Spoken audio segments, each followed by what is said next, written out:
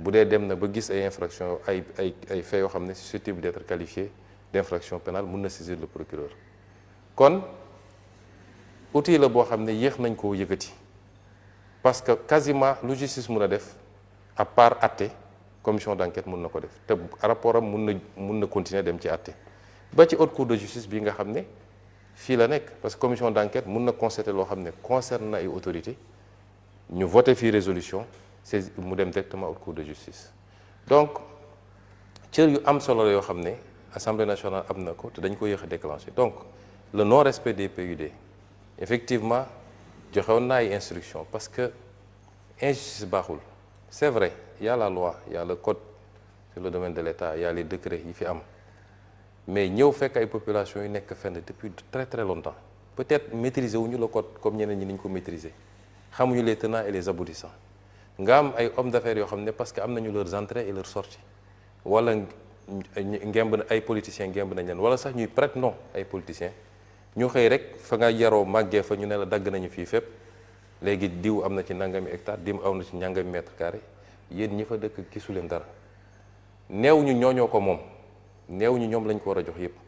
mais xanaa kay nga am noo organiser ba am may leen un peu d'espace de respiration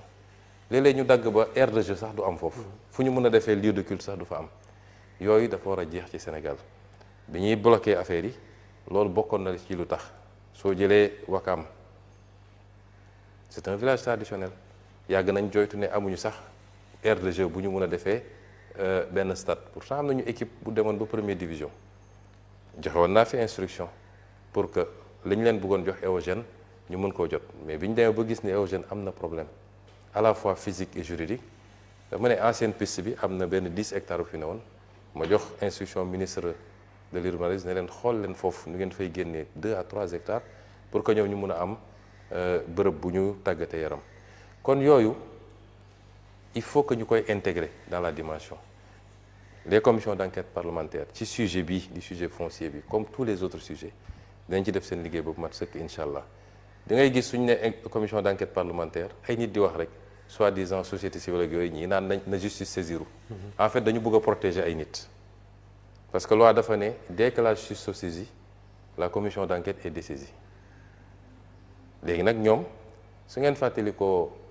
en 2024 bi coow li amee fii avec le conseil constitutionnel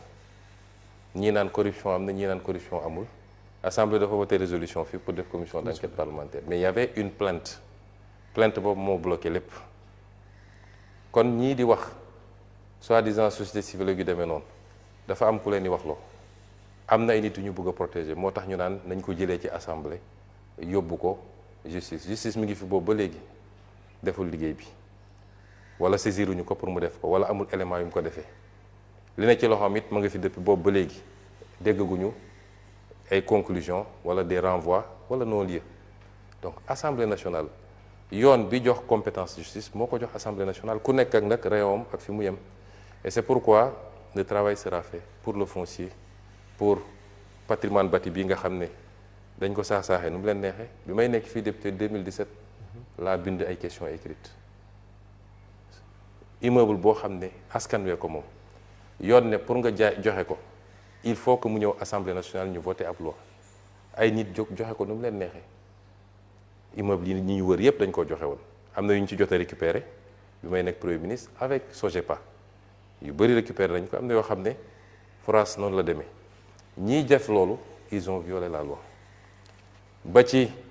li ñu war a def ci wàllu lempo gi parce que yàgg naa wax fii ni ay milliards et milliards ci exonération yoo xam ne warut ak ci yeneen ak yeneen ay remises gracieuses ay autorités di violer la loi di joxe lu leen neex loolu il faut ñu xool ko donc loolu mooy les commissions d'enquête parlementaire donc ci foncier bi comme ci yeneen yi ba ci licence de pêche yi ba ci un étudiant un ordinateur nit ñi jàpp ne dañ ko diriger contre X Y ci ngay dégg ñu naan les gens utilisent l'Assemblée nationale pour régler des comptes. Oui. D'accord. Pour régler des comptes il faut que compte am d'abord premier débat bi mooy li ñuy wax compte mooy am na lu nit def am na lu defu ba pare kon loolu moo waroon am d'abord ensuite Assemblée nationale constitution ak règlement intérieur nga xam ne loi organique la moo ko ne am nga sañ-sañ ci loolu am nga sañ-sañ ci loolu te ñun protégé wuñ ci kenn nag ku ci bokk Pastef ak ku ci bokk feneen la preuve am na benn ci commission d'enquête parlementaire yi c'est sous notre régime biñ koy dugal fii j'étais premier ministre te jàpp naa ne ñi ko dugal parce que opposition la man lañ ci doon viser certainement parce que jàpp nañ ni laale naa ci bi ma ñëwee fii laa ko dugal man maa ko dugal en bureau ñu valider ko majorité accès parce que su majorité ne woon d'accord ma du dem ñun ñoo am majorité tout le bureau 2 opposants ñoo ci nekk li ci des yëpp waa Pastef lañ kon ñun amuñu ci diw Massamba ak Mademba cas bu nga xam ne cas bu suspect la ñu am ci loo xam ne des débuts d'éléments la nañ ci def commission d'enquête parlementaire. Et justement par rapport au bâtiment bi nga xamante ne Boury mi ngi koy wax tout à l'heure bi nga yegsee juste après bi nga nekkee premier ministre bu Sénégal daanaka dogal yi nga jël bokk na ci arrêter tous les chantiers. Le secteur du BT a été très affecté. Pendant 2 ans, presque le secteur du BTP est à terre. Est-ce que c'était une décision bien réfléchie? xalaat nga ko bu baaxoon. Non, loolu bloqué wul le secteur du BTP. Le secteur du BTP loolu bloqué wu ko parce que amul kenn koo xam ne yor nga ay kayit en règle. Parce que man le travail que j'avais demandé ça a duré quelques mois. Après la ñu commencé di libérer di joxe les quitus ma joxe instruction waa DGESCOS ne leen ku remplir les critères ma génne benn circulaire ne ku remplir les critères ku ñëw andi papier bu wane ni moom terrain bi te joxuñu ko juróom wala fukk wala ñaar fukki terrain mun ngeen ko defal mainlevée mu dem liggéey. Parce que lan mooy problème bi da ngay gis kenn koo xam ne parce que bokkoon nga ci ancien régime bi wala parce que am na loo séq ak diw ñu dagg lotissement fii Wakaam jox la loo xam ne boo ko dajalee mat na 1 hectare ou 2 hectares jox la ci 10 terrains 15 terrains 20 terrains loolu loi da ko interdire suuf si sénégalais yi ñoo ko moom loi dafa ne chaque sénégalais a droit à accéder au foncier yow mii Fatou Abdou mun nga dem impôt domaine def sa demande déposer dama musuma am terrain Sénégal parce que les lotissements administratifs pour ñu joxe ko li ñuy njëkk a vérifier mooy kii ñuy jox est-ce que am na terrain ba pare Ndakaaru amaana am na Saint-Louis bokkul ak Dakar mais su dee biir Dakar dañ naan est-ce que kii loolu texte la de du man maa ko inventé dañ naan est-ce que kii musoon nañ ko jox un terrain un bail nga xam ne c'est presque gratuit tu ne payes que les redevances et les droits de bornage bu dee mës na am ñu ne ko déet bàyyil beneen Sénégalais am kon soo defee lotissement am na fi ay hommes politiques du ma tudd tur ñoom rek jox nañu fa loo xam ne mënoon na sedd 20 25 30 Sénégalais ñu jox leen ko loolu ça pose problème man leen donc képp koo xam ne mi ngi ci lotissement bi benn attribution la am vérifier ngeen première attribution am la def leen mainlevée mu dem tabax këram wala mu dem tabax immeuble am su dee opérateur mais les doublons ñi nga xam ne dañ leen joxaat leen léeg-léeg ñu def ko ci turu benn société mun ngeen ko libéral benn yi ci des bloqué leen ko ñu récupérer ko redistribuer ko Sénégalais yi nga xam ne amuñu terrain amuñu kër kon loolu mooy liggéey bi ñu def loolu mënul bloquer le BTP mënul bloquer liggéey bi peut-être que dafa am un ensemble li wax ko BTP moo xuri ñeneen ñi mooy on a hérité d'une situation économique extrêmement délicate le programme avec le FMI est suspendu parce que fii loo fi mënti wax tamit l'essentiel des activités tourne autour de ce que l'État libère État bu amee problème rek ci loolu bokk na ci li ñu war a génne définitivement on peut y revenir mais l'essentiel des activités tourne autour de ce que l'État fait moo tax su État bi sëqatee rek ñeneen ñëpp dañuy soj mais c'est un ensemble de facteurs qui a ralenti le BTP ànd ak nag booy dox biir Dakar di nga gis ni BTP mi ngi continuer man de fi ma dëkk cité Kër Góor gi ma fa delluwaatee commencé circuler li may gis yëpp dama naan lii ci 2 ans yi la fi jot ay R+10 ak R+13 rek laay gis donc loolu mënul bloquer durablement le secteur du BTP et si c'était à refaire on le referait parce que dafa am loo xam ne faire l'État sur le passif la mais ensuite poser les actes pour que plus jamais loolu amati parce que au-delà de ces aspects-là mais le foncier est une bombe sociale soo demee tribunal l'essentiel li ëpp ci contentieux yi ci foncier bi la li ëpp ci contentieux yi foncier bi la et c'est une bombe à retardement gis nañu fii en 2023 mais ay xeex yu métti am na ci foncier bi ba bakkan rot ci fii à Ngor ci benn morceau de terrain. Man bi ma egsee en tant que premier ministre j'ai dit restituer ce terrain là à la communauté de Ngor puisque école lañ fa bëgg a def collège et on trouve un autre local, un autre lieu pour la gendarmerie. Il y a beaucoup de conflits fonciers yoo xam ne on aurait pu les désactiver bu ñu respecter woon juste la réglementation. Donc il fallait vider le passif, mais il fallait faire de sorte que loolu dootul amati Sénégal et c'est important. Et si vous avez vu ce qui s'est passé à Mbour 4, Ville Nouvelle, Bande des Filao, Guédiawaye bi, les lotissements de Dakar, le littoral bi,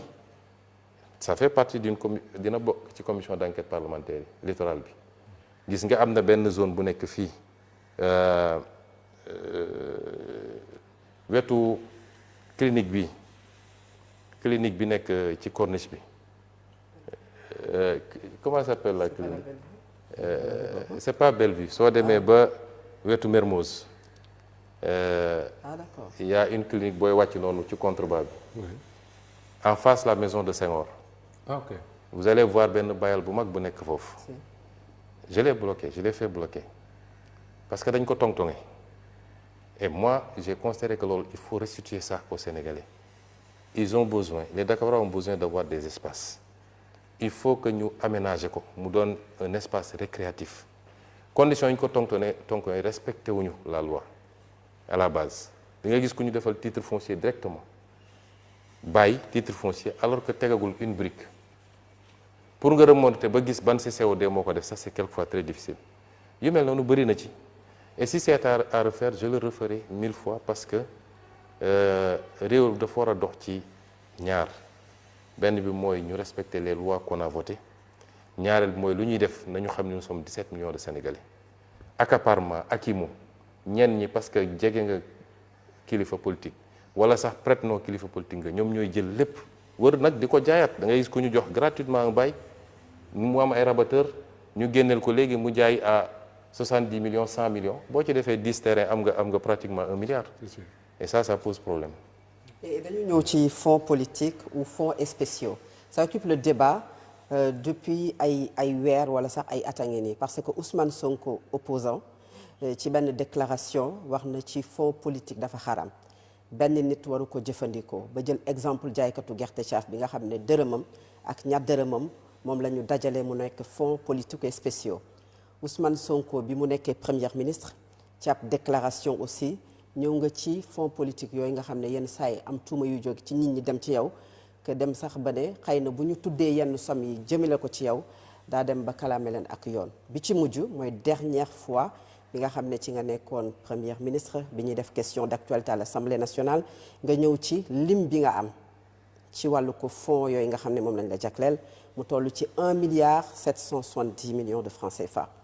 ndax yow yaay premier ministre bu Sénégal bu njëkk a am fonds politique ak ndax primature dañu ko jagleel fonds politique yooyu wala ay fonds politiques ou spéciaux yi dafay jóge ci li ñu jagleel présidence de la République. Jërëjëf je crois que laaj bu am solo la et nous allons livrer un exercice de vérité parce que dafa am loo xam ne askan wee ko moom Sénégal dafa am nu ñu bindoo boo waxee rek ñu ne non du homme d'état warul génne li warul génne la dafa am ñaari principe yu am solo mooy alal gi moomuma ko président moomu ko député yi moomuñu ko sëñ Moustapha moomu ko alalu askanu Sénégal la dama fàttali keroog ci màggal gi benn wax bu sëñ Cheikh Gaynde Fatma waxoon ni nit ñi da ngay jël ci ñoom liñ mën mais dugal ko fi ñu xam loolu transparence weesu loolu et c'est ça le budget de l'État le budget de l'État ci Sénégalais yi la ñuy jëlee seen lempo loolu il faut Sénégalais yëpp xam ko Sénégalais ñenn ci ñun ñàkk a xam état moo tax dañu jàpp ni buur moom moo tax dama naan toujours suñu sociologue yi